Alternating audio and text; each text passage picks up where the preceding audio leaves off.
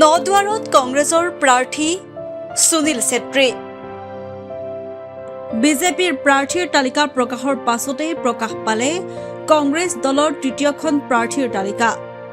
এই তালিকাত ভাগ্য উদয় হল ৬৯ নম্বৰ নদুৱাৰ সমষ্টিত নতুনকৈ কংগ্ৰেছ দলত যোগদান কৰা সুনীল ছেত্ৰীৰ। সদৌ গোৰ্খা ছাত্ৰ সন্থাৰ সদ্যত্যাগী সভাপতি সুনীল ছেত্ৰী হল নদুৱাৰ সমষ্টিৰ বিৰোধীৰ প্ৰাৰ্থী।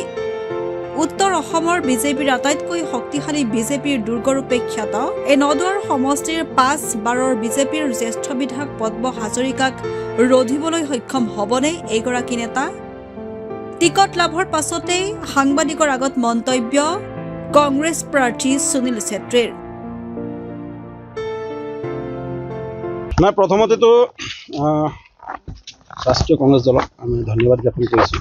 কাৰণ চাওক, তেখেতসকলে মোক যোগ্য বুলি ভাবিলে নদুৱাৰবাসীৰ মনৰ কথা ইচ্ছা আকাংক্ষা পূৰ্ণ কৰিবৰ কাৰণে মই উপযুক্ত প্ৰাৰ্থী, আৰু মই তেখেতসকলৰ যিখিনি মৰ্ম বেদনা বুজি পাম আৰু অসমত বিধানসভাত মই প্ৰতিনিধিত্ব কৰিবৰ কাৰণে মোক যোগ্য বুলি ভাবি এই প্ৰাৰ্থিত্ব প্ৰদান কৰিলে, তাৰ কাৰণে মই সকলোকে ধন্যবাদ কৰিছোঁ। বিশেষকৈ গৌৰৱ গগৈ ডাঙৰীয়াক, তেখেতৰ বিশাল হৃদয়, তেখেতৰ যিটো বলিষ্ঠ নেতৃত্ব, তাক মই সদায় ভাল পাইছোঁ।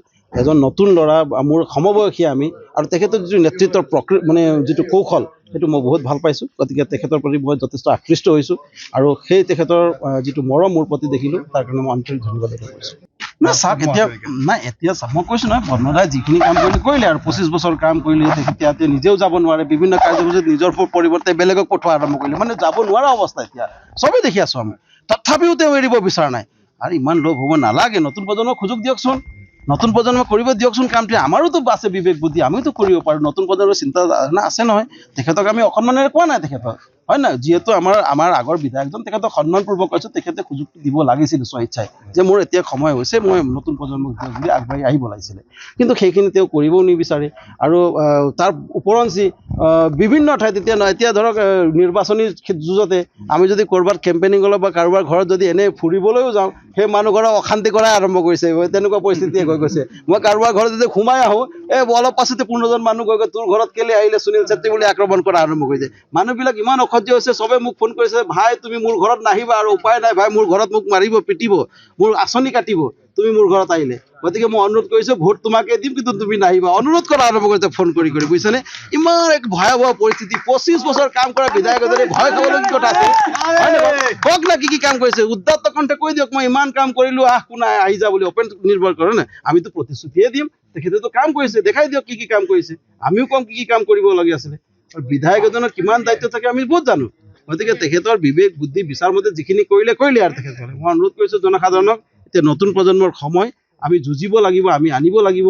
আৰু এনেই বহি থাকিলে শক্তিশালী বিধায়ক ৰাতিপুৱা উঠি আৰু আপুনি জিম মাৰা ফটো দিলে মানুহটো শক্তিশালী হৈ নাযায় নহয়, হয় নাই? শক্তিশালী বহুত কাম কৰিব লাগিব, তেতিয়া শক্তিশালী। আৰু মানুহক ভয় ভাবুকি দেখুওৱা মানুহটো শক্তিশালী নহয় আকৌ। তেখেতসকলে ভাবিছে চাগৈ যে গাঁৱত গৈ ভয় ভাবুকি দিম, কাৰোবাৰ ঘৰত কোনোবা সোমালে ল'ৰা ৪টামান পঠাই দিম, তাক ধমকি দিম, তাত নাযাবি ইয়াত নাযাবি, সেইটো শক্তিশালী নহয়। গণতন্ত্ৰৰ যে সুস্থ ব্যৱস্থা নহয়। আৰু যিমানেই আপুনি মুখাপিন্ধিক ভদ্ৰ হোৱাৰ চেষ্টা কৰক, জনসাধাৰণে কিন্তু সকলো কথা বুজি পাইছে, আৰু তাৰ উত্তৰ নিৰ্বাচনী জনসাধাৰণে দিব। বালিপৰাৰ পৰা দিলীপ চৰকাৰৰ ৰিপৰ্ট, নৰ্থ ইষ্ট ভিউ। আপুনি বাৰু হাড়ৰ সমস্যাৰ কাৰণে পাটনালৈ যাবলৈ চিন্তা কৰি আছে নেকি? এতিয়া আৰু চিন্তা নাই। আপোনাৰ যিকোনো হাড়ৰ সমস্যা হ'লে এতিয়াৰ পৰা আৰু পাটনালৈ যাব নালাগে, কিয়নো এতিয়াৰ পৰা গুৱাহাটীতে পাব সেই সকলো সা সুবিধা। গুৱাহাটীৰ আমিনগাঁৱত অৱস্থিত Patna orthopaedic and multi speciality হস্পিটেলত কম খৰচতে পাব সেই সকলো উন্নত মানদণ্ডৰ চিকিৎসা সেৱা, য'ত অভিজ্ঞ চিকিৎসকৰ দ্বাৰা সম্পন্ন কৰা হয় বিভিন্ন ধৰণৰ হাড়ৰ অস্ত্ৰোপচাৰ। বৰ্তমানলৈকে ৩,০০০তকৈও অধিক ৰোগী সুস্থ হৈছে। हमारे हॉस्पिटल में ऑर्थोपेडिक्स से रिलेटेड हर तरह का इलाज, जैसे कि joint replacement, trauma surgeries, spine surgeries, Ilizarov surgeries और की होल सर्जरी जिसको आर्थ्रोस्कोपी कहते हैं, उसका इलाज संभव है। উন্নত মানদণ্ডৰ সা সুবিধা থকা হস্পিটেলখনত আছে ৩টাকৈ VIP ৰুম, ১১টা কেবিন, জেনেৰেল ৱাৰ্ডত আছে 12খনকৈ বিচনা তথা 7খনকৈ বিচনাযুক্ত ICU। তাৰোপৰি এই হস্পিটেলখনৰ ভিতৰতে আছে ফাৰ্মাচীৰো সা সুবিধা